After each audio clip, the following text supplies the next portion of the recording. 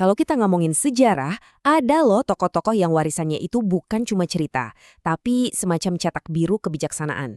Nah, salah satu yang paling menonjol, ya Imam Ali bin Abi Thalib. Di sini kita nggak akan bahas biografinya dari A sampai Z ya, tapi kita mau menyelami beberapa momen krusial yang nunjukin gimana sih cara berpikir beliau yang luar biasa itu.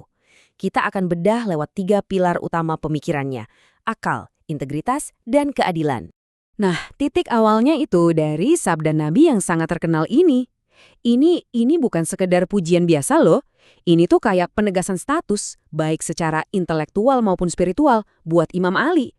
Coba deh bayangin, ada sebuah kota isinya ilmu pengetahuan semua. Dan buat masuk ke kota itu, gerbangnya cuma satu. Dan gerbang itu, ya Ali. Kebayangkan betapa besar beban sekaligus legitimasinya? Oke, jadi pertanyaannya sekarang, gimana sih gerbang ilmu ini berfungsi di dunia nyata? Gimana kebijaksanaan yang katanya seluas kota itu bisa jadi keputusan yang ya adil, logis, dan manusiawi? Nah, ini akan kita bedah bareng-bareng. Kita akan lihat lewat 3 pilar utama, lewat 3 rangkaian kisah nyata yang nunjukin cara berpikir beliau yang keren banget. Oke, kita masuk pilar yang pertama, pertarungan antara akal sehat melawan tahayul. Latarnya ini tegang banget teman-teman. Kita ada di momen-momen genting sebelum pertempuran Nahrawan. Pasukan tuh udah capek banget abis perang saudara, moral lagi anjlok. Nah, di saat-saat kayak gini nih, biasanya kepercayaan sama hal-hal mistis itu jadi gampang banget muncul. Nah, pas Imam Ali mau kasih komando buat pasukannya maju, tiba-tiba ada seorang ahli nujum atau astrolog yang maju ke depan. Dia bilang, berdasarkan perhitungan bintang, bakal ada bencana besar. Dia bilang gini, kalau Anda bergerak sekarang, Anda dan seluruh pasukan bakal hancur lebur. Ini bukan sarang strategi biasa loh, ini intervensi yang fatalistik banget yang bisa bikin mental seluruh pasukan langsung rontok. Jawaban Imam Ali, wah ini dalam banget. Beliau nggak cuma nolak ramalannya, tapi benar-benar ngebongkar logikanya sampai ke akarnya. Lewat jawaban ini, beliau kayak nge-frame ulang masalahnya. Ini bukan lagi soal strategi perang, tapi ini soal tauhid, soal pondasi iman. Kata beliau, percaya sama ramalan bintang itu sama aja kayak bentuk halus dari syirik. Seolah-olah nasib kita itu bukan di tangan Tuhan lagi, tapi diatur sama planet-planet di atas sana. Dan di sini nih letak jeniusnya. Beliau tuh nggak anti sama semua ilmu perbintangan loh. Beliau bikin perbedaan yang tajam banget. Astronomi, ilmu yang dipakai buat navigasi, buat nentuin arah di darat dan laut, itu oke, itu valid dan bermanfaat. Itu sains. Tapi astrologi yang buat ngeramal nasib, nah itu perdukunan yang bisa ngerusak iman. Jadi beliau itu pro sains observasional, tapi menolak keras tahayul yang bikin orang pasrah sama nasib. Dan inilah pembuktiannya di lapangan. Buat bener-bener ngehancurin tahayul itu, Imam Ali sengaja banget ngasih perintah pasukannya maju tepat di jam yang katanya terlarang itu. Hasilnya, kemenangan mutlak. Dari ribuan pemberontak Khawarij yang lolos itu nggak sampai 10 orang. Dan dari pasukan Imam Ali yang gugur juga kurang dari 10. Ini kan bukti telak banget kalau kemenangan itu datang dari keyakinan dan aksi nyata, bukan dari ramalan bintang. Oke, sekarang kita geser ke pilar kedua. Dan yang ini pelajaran tentang integritas yang luar biasa banget. Sering kan kita mikir kalau korupsi itu ya soal duit gede.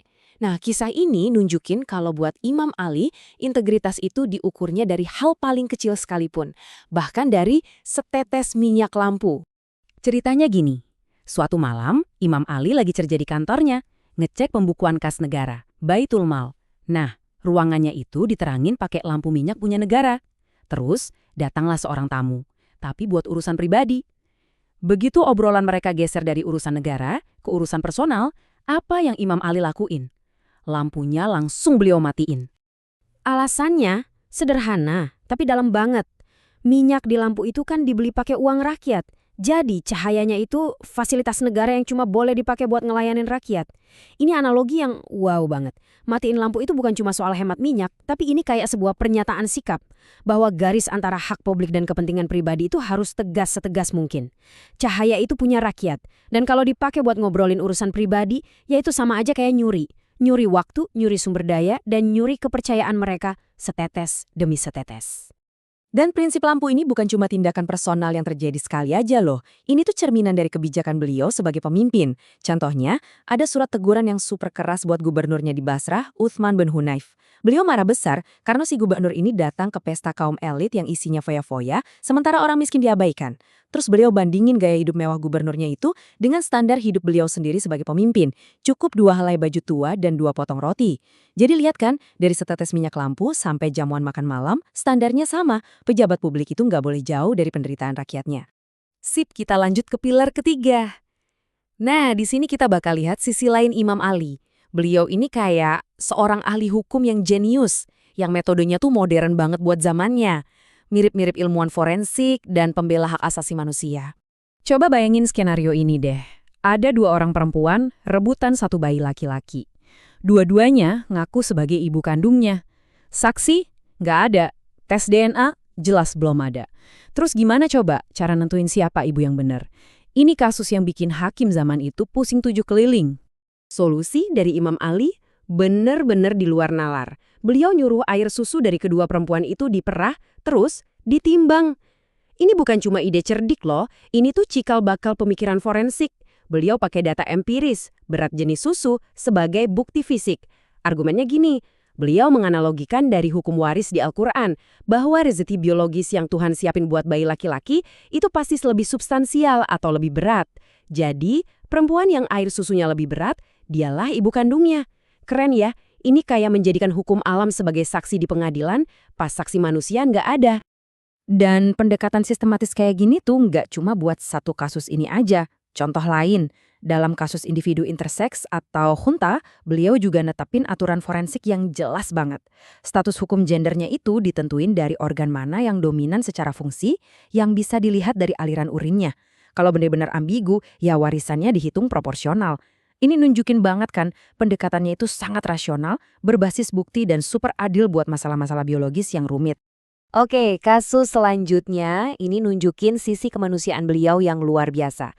Ceritanya, Khalifah Umar bin Khattab udah ngejatuhin hukuman rajam, hukuman mati, buat seorang perempuan yang ngaku berzina. Udah final vonisnya. Perempuan itu lagi digiring ke tempat eksekusi. Nah, di tengah jalan, Imam Ali nyetop proses eksekusi itu. Beliau bukan ngebantah perbuatannya, tapi beliau mempertanyakan, apakah si pelaku ini secara hukum bisa dimintai pertanggungjawaban? Beliau ngingetin Khalifah Umar tentang ajaran Nabi yang satu ini. Intinya apa? Hukum itu cuma berlaku buat orang yang akalnya sehat, yang bisa bertanggung jawab atas perbuatannya. Pengakuan dari orang yang kondisi mentalnya nggak stabil, ya nggak sah dong. Ini, kalau kita tarik ke zaman sekarang, ini adalah cikal bakal dari pembelaan karena gangguan jiwa atau insanity defense. Begitu dengar argumen itu, Khalifah Umar langsung batalin hukuman matinya. Dan di momen inilah beliau ngucapin kalimatnya yang legendaris itu.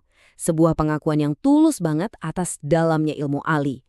Ini nunjukin bahkan pemimpin sekelas Umar aja ngaku kalau beliau butuh nasihat dan koreksi dari sang gerbang ilmu. Jadi setelah kita lihat 3 pilar tadi, apa nih kesimpulannya? Kisah-kisah ini kan bukan cuma cerita pengantar tidur ya. Ini semua kalau digabungin jadi kayak sebuah lukisan utuh tentang sosok pemimpin yang bijaksana dari berbagai sisi. Di kasus Nahrawan, kita lihat beliau sebagai seorang rasionalis teologis, pembela akal sehat lawan tahayul.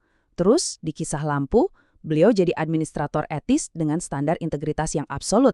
Dan di kasus bayi sama perempuan tadi, beliau jadi ilmuwan forensik sekaligus pembela hak asasi.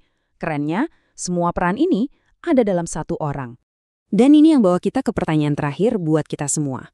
Entah itu soal rasionalitas buat ngelawan hoax, atau integritas yang radikal banget dalam mengelola uang publik, keadilan yang pakai bukti, atau perlindungan buat mereka yang lemah. Prinsip-prinsip dari abad ke-7 ini ternyata masih relevan banget kan? Pertanyaannya sekarang, dari semua itu, mana ya yang paling kita butuhkan, yang paling mendesak buat para pemimpin kita sekarang?